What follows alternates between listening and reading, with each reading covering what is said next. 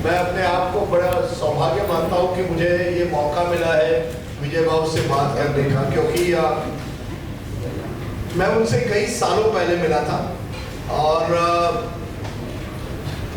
हम दोनों ने एक तरह से एक मराठी चैनल शुरू किया था, IBN लोकमत। और मैं वाकई आपसे कहूं कि जब मैं वो चैनल शुरू कर रहा था उनके साथ तो मुझे डर था। डर इस बात का था, वो उस समय कांग्रेस के राज्यसभा MP थे, कांग्रेस की सरकार बनी थी महाराष्ट्र में और दिल्ली में। और मैं वाकई कहता हूं हमारे पत्रकार बहुत निर्भीक थे। हमने ऐसे पत्रकार चुने थे जो सरकार को कटघरे में रखेगी, जो आज चैनल ना करते हैं ना अखबार करते हैं। तो मुझे डर था कि जिस तरह की वो पत्रकारिता होगी, खास करके हमारे उस समय के जो एडिटर थे वो विजय बाबू को अच्छी तरह से जानते हैं, कहीं ना कहीं ये चैनल चल नहीं पाएगा, क्योंकि विजय बाबू कहेंगे मैं इसमें इन्वेस्ट नहीं कर सकता, मेरे भाई उस सरकार में है, मैं कांग्रेसी हूं, कैसे चलेगा। लेकिन मैं कह सकता हूं करीब 7-8 साल जब तक मैं वहां था, कभी भी उन्होंने नहीं कहा कि ये स्टोरी मत करिए। खास करके जब आदर्श मामला भी उठा था और उन्हीं की सरकार कटघरे में थी और उनके मुख्यमंत्री को पद छोड़ना पड़ा था, तो उन्होंने इतना ही कहा कि ये स्टोरी अगर सही है please go ahead with it. तो मैं आपको आपकी प्रशंसा करता हूं, क्योंकि बहुत कम ऐसे एडिटर प्रोप्राइटर्स होंगे जो किसी पार्टी से खुलेआम जुड़े हुए हैं, लेकिन जब पत्रकारिता आती है तब वो ये बात नहीं सोचते कि ये जो खबर है इससे मुझे राजनीतिक नुकसान या फायदा क्या होगा। तो विजय बाबू कांग्रेचुलेशंस फॉर डूइंग दैट। और मुझे लगता है अगर और इसी तरह से एडिटर प्रोप्राइटर हो तो इस देश में मीडिया जो है वो वाकई अपना काम, अपनी दायित्व जो है वो निभाएगी। और इसी बात को मुझे लगता है उन्होंने किताब में भी कोशिश की है लोगों के सामने रखने की। If you think why I'm speaking in Hindi, क्योंकि उन्होंने मुझे कहा साहब कि हम हिंदी में बात करेंगे, तो मैंने कहा ठीक है। 30 साल दिल्ली में रहकर ये तो हुआ है कि मेरी हिंदी ठीक ठाक हो गई है, अच्छी नहीं ठीक है, काम चला हुआ है। और हमारा डिजिटल प्रोग्राम अभी भी नंबर 1 प्रोग्राम है आज, पॉलिटिकल प्रोग्राम किसी भी डिजिटल प्लेटफॉर्म पर, वो हिंदी में है, उसका नाम है नेता नगरी, आप जरूर देखिएगा। विजय बाबू ये हुई अच्छी बात, लेकिन मैं आपसे क्योंकि मैं उनकी और एक खासियत बताऊं। आज जब हम सुबह बात कर रहे थे उन्होंने कहा जो भी आप बात करेंगे मुझे हेडलाइन चाहिए। अब ये बहुत कम नेता भी कहेंगे, क्योंकि उनमें वो पत्रकारिता भी जागृत है कि कुछ भी हो हेडलाइन निकालनी है, तो हेडलाइन निकालते हैं विजय बाबू। इसके पहले ये जो बात मैंने कही कि एक एडिटर प्रोप्राइटर होने के साथ साथ आप MP थे, क्या आपको लगता है ये just as religion and politics should not mix, धर्म और राजनीति में ये मिश्रण नहीं होना चाहिए? क्या आप मानते हैं कि एडिटर प्रोप्राइटर और पॉलिटिक्स क्या उनका मिश्रण हो सकता है? कितना मुश्किल होता है आपको फोन आते होंगे महाराष्ट्र में, दिल्ली में, ये मत खबर छापिए, ये मत करिए, कैसे आप ये बैलेंस कैसे करते हैं? सर्वप्रथम मैं परमपूज्य आचार्य लोकेश मुनि जी, यहाँ पर उपस्थित मान्यवर, आज के सभी हमारे मेहमान और जिन्होंने अपने शब्दों से मुझे ताकत दी, मेरे कल को ताकत दी, यहाँ पर आए हुए मेरे सभी मित्र मेंबर ऑफ पार्लियामेंट, विशेष रूप से जिनका मेरा बहुत घनिष्ठ संबंध है और जिनके बिना मैं हर चीज़ अधूरी मानता हूँ, मेरे भाई, छोटे भाई प्रफुल्ल पटेल, यहाँ पर उपस्थित जिन्होंने अखबार में मेरे साथ में एक शक्ति का काम किया, वे कुमार केतकर, यहाँ पर काफ़ी ब्यूरोक्रेट्स है, पत्रकार है, एडिटर्स है और तमाम ऐसे भी मित्र हैं मेरे। मेरा बेटा देवेंद्र भी खास आया है, उसके लिए तो मैं उसकी तो सबसे पहले मेरे मित्रों को मैं अभिवादन करता हूँ। मेरे जो साथी सारे एडिटर्स हैं उनको भी अभिवादन करता हूँ। राजदीप, सबसे पहली बात आपको जानना पड़ेगा कि मेरा सीड क्या है, मेरी जेड़े क्या है। और लोकमत एक मराठी का अखबार होने के बावजूद वो आज पूरे राष्ट्र के अंदर भाषा की ईमानदारी को रखते हुए, उसके प्रति प्रतिष्ठा रखते हुए, उसके प्रति सम्मान की भावना रखते हुए जो आगे बढ़े। तो उसका कारण है कि मेरे पिताजी वे एक स्वतंत्र संग्राम सेनानी थे और अंग्रेजों को लड़ते हुए कई बार जेल में गए। अखबार शुरू होता था, अखबार बंद होता था। और जिस दिन 1971 में लोकमत को दैनिक करके नागपुर से शुरू किया, तब मैंने उनसे पूछा था, बाबूजी मेरे को अखबार कैसा चलाना चाहिए? तो उन्होंने कहा कि तुम्हारी कलम आज़ाद होनी चाहिए, और अगर आप ये चाहते हैं कि आपको सम्मान लेना है तो आप सरकार से दूर रहिए। आपके सामने वो सर्वसामान्य व्यक्ति होना चाहिए जिसकी आशा आकांक्षाओं के लिए अखबार अपना काम करना चाहिए। और इसलिए जब ये हमेशा ये होता है कि मालिक संपादक, जैसा कि शशि ने कहा अभी कि मैं पॉलिटिशियन की 3 कैटेगरीज करता हूँ, वैसे अखबार में भी 2 कैटेगरीज करता हूँ मैं।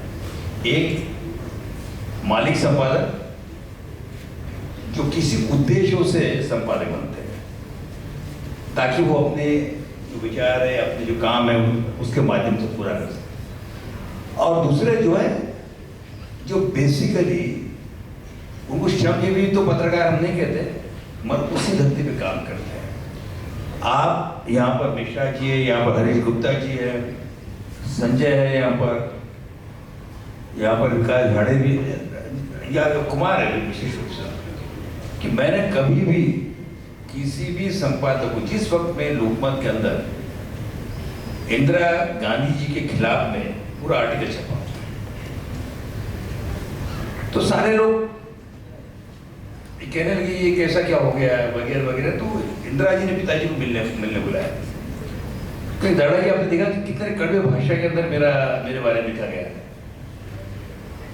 उन्होंने कहा कि देखिए मैडम, मेरे यहाँ पर अलग अलग विचारों के एडिटर्स काम करते हैं और उनको दिया हुआ फ्रीडम उसको मैं एंजॉय करता हूँ, मेरे पाठक एंजॉय करते हैं, और छोटी मोटी बातों पर वाले ध्यान मत दिया करें। ऐसा करके उन्होंने उस सब्जेक्ट को खत्म कर दिया। मेरे पिताजी के खिलाफ में जब वो इंडस्ट्री मिनिस्टर थे, सिरी छपी, जब वो स्वयं आरोग्य मंत्री थे, हेल्थ मिनिस्टर थे, तो उनके खिलाफ में सिरी छपी। मेरे खुद ब्रदर जब इंडस्ट्रीज मिनिस्टर थे, एजुकेशन मिनिस्टर थे, उनके खिलाफ के अंदर सीरीज के सिरी छपी। सवाल ये है कि अगर आपको आज़ादी के कलम की आज़ादी का जश्न मनाना होगा और सर्वसामान्य आदमी जो पाठक है आपका, उसके आशा आकांक्षों को पूरा करना होगा, तो आपको कलम की फ्रीडम तो रखनी ही पड़ेगी। और इसलिए मुझे कभी डर नहीं लगा, ना इमरजेंसी में डर लगा। जब इमरजेंसी आई तभी हमारे खुद मुख्यमंत्री थे, विधानसभा स्टॉल हो गई हमारे आर्टिकल से। शंकर राव चौहान उस वक्त में मुख्यमंत्री थे और उन्होंने कहा कि ये अगर कवर गलत होगी तो मैं ये पिता पुत्र को दोनों को मिसाल बंद करूंगा। मेरे पिताजी हाउस में, तो उन्होंने उनके कहा, माननीय मुख्यमंत्री जी, मुझे इस बात का बड़ा दर्द है कि आपने इस भाषा का प्रयोग किया हमारे बारे में। आपको ये समझना चाहिए कि अगर ये लोकमत में खबर आई है तो सही होगी करके। और मैं विश्वास से मैं बता सकता हूँ कि उसके बाद में चौकी हुई, सैटरडे संडे का दिन, मंडे को जब आया तो वो लड़की खबर क्या थी कि 500 रुपए के लिए एक 10 साल की लड़की को एक महाजन ने गिरवी रखा था और वो 10 साल से 16 साल की हो गई थी। और उसके बाद जब लोगों को पता सब पूरा की है, और वो अनफॉर्चुनेटली उनके कॉन्स्टिट्यूंसी की थी, वो कांग्रेस का नेता था। हमने वो खबर दी और खबर देने के बाद में उन्होंने जो बात, हमने हमेशा पत्रकारिता करते समय में उसकी इज्जत और साथ साथ उसकी मर्यादा और उसका सम्मान किया। पत्रकारिता का जश्न जो, या पत्रकारिता की आज़ादी का जश्न, बड़ा अच्छा एक लाइन आपने हमें दिया। हेडलाइन की तरफ आते हैं। आपके किताब में आपने पार्लियामेंट के बारे में जिक्र किया है, नई आलीशान पार्लियामेंट बिल्डिंग बन गई है क्या मानते हैं कि पार्लियामेंट की जो गरिमा है वो बिल्डिंग से नहीं बनती है, वो व्यवहार से बनती है। जिस तरह से पार्लियामेंट में व्यवहार होगा वो तय करेगा कि वाकई ये नया पार्लियामेंट है या नहीं। क्योंकि आप किताब में भी लिखते हैं कि पार्लियामेंट जिस तरह से डिसरप्ट हो रहा है, डिबेट हो रहा है, बजट पर डिस्कशन नहीं होती इस पार्लियामेंट में। पिछले बजट सेशन में 5% प्रोडक्टिविटी हुई है। क्या आप मानते हैं कि पार्लियामेंट की लगातार गिरावट जब तक रुकेगी नहीं तब तक नई पार्लियामेंट बनाने से कोई ठोस बदलाव नहीं आने वाला? ये नया भारत नहीं है। नया भारत तब बनेगा जब वाकई आपके पार्लियामेंटेरियंस का व्यवहार बदले। आप मानते हैं कि नहीं? राजीव जी, ये जो नई पार्लियामेंट जो बनी है ये 140 करोड़ जनता की आशा आकांक्षा का प्रतीक है। ये लोकतंत्र का एक मंदिर है और जिस मंदिर के अंदर काम करने वाले इस देश के जो वोटर्स है वो अपने नुमाइंदों को चुनकर वहाँ पर भेजते हैं। वहाँ जाने के बाद में निश्चित रूप से उनकी ये जो नया पार्लियामेंट बना है उसका मैं स्वागत करता हूँ। अब उसके रख रखाव के बारे में, उसके अलग अलग चीज़ों के बारे में हमेशा डिबेट हो सकता है, मगर पार्लियामेंट जो बना है, यहाँ राजा साहब बैठे हैं, राजा साहब और हम लोग साथ में थे, राजा साहब डी राजा साहब कई वर्ष वहाँ पर है, बेहतरीन मेहताब साहब भी यहाँ पर बैठे हुए, very senior member of parliament. यहाँ पर अभी संजय जी भी है और करीज भी यहाँ पर है। शशि भाई तो एक दिन उन्होंने मुझसे कहा यार आज ये इंटरप्शन के अंदर, डिस्ट्रप्शन के अंदर तुम्हारा सवाल चलेगा, तुम्हारा सवाल इतना अच्छा था कि वो भाषा को लेके था। ये देश के अंदर से जो भाषा लुप्त होती जा रही है, तो was very excited to reply that question. तो मैं ये कहना चाहता था आपको कि जो पार्लियामेंट है वो डिबेट और डिस्कशन के लिए बना है।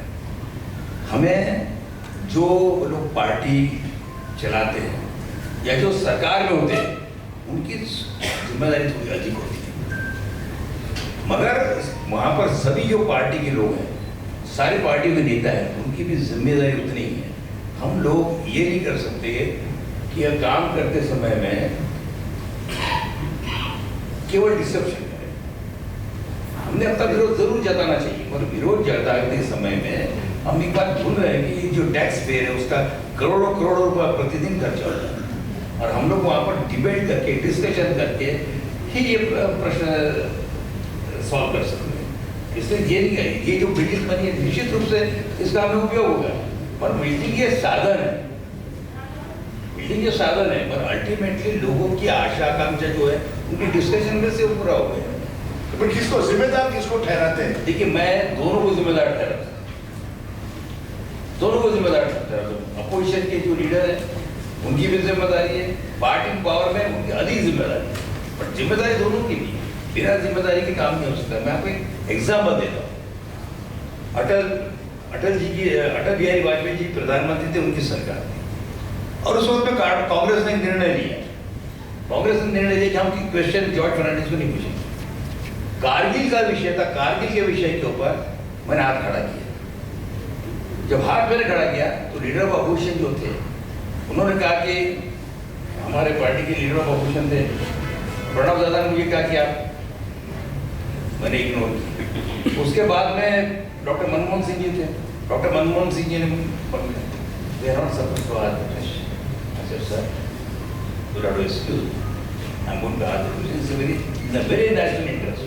मैंने वो सवाल पूछा उसके अंदर। अब उसके बाद पूछने के बाद मैंने इंडिसिप्लिन तो किया था, और कभी कभी इंडिसिप्लिन भी देश के लिए करना बहुत डिसिप्लिन होता है।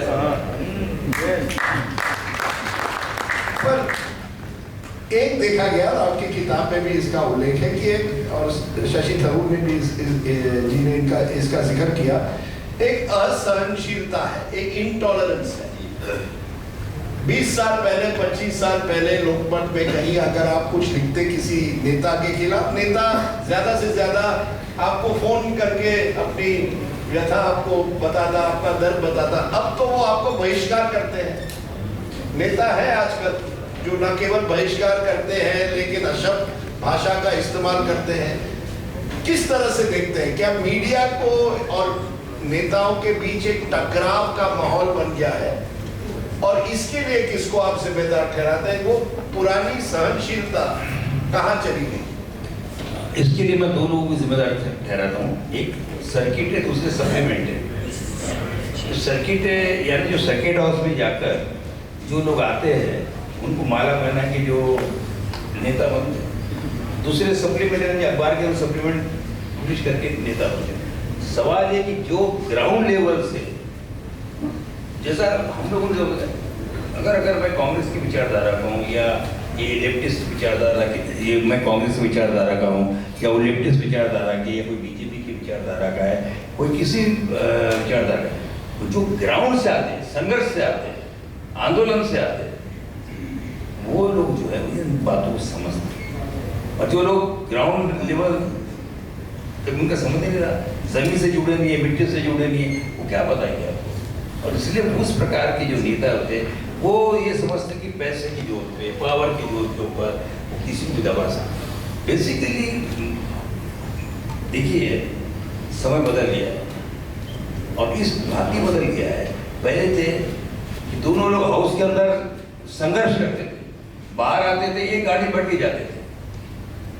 आज वो स्थिति रही नहीं है और वो स्थिति नहीं रहने का कारण ये है कि वैचारिक जो है वो मतभेद नहीं है, यहाँ पर पर्सनल बातें होने लगी है और वो लोकतंत्र की अच्छी बात है। क्योंकि हम दोनों महाराष्ट्र से आते हैं जी। और मैं देखता हूँ कि अब महाराष्ट्र के भी नेताओं में एक कड़वाहट आ गई है। जहाँ उद्धव बाळासाहेब ठाकरे सेना और शिवसेना के जो एमपीज हैं एक दूसरे के साथ बैठते नहीं है, उनमें भी एक तरह से कड़वाहट आ गई है। क्या कहेंगे उनको कि इस तरह की जो कड़वाहट आ गई है कि दो एक ही राज्य के एमपीज एक साथ अब बैठना भी नहीं चाहते हैं?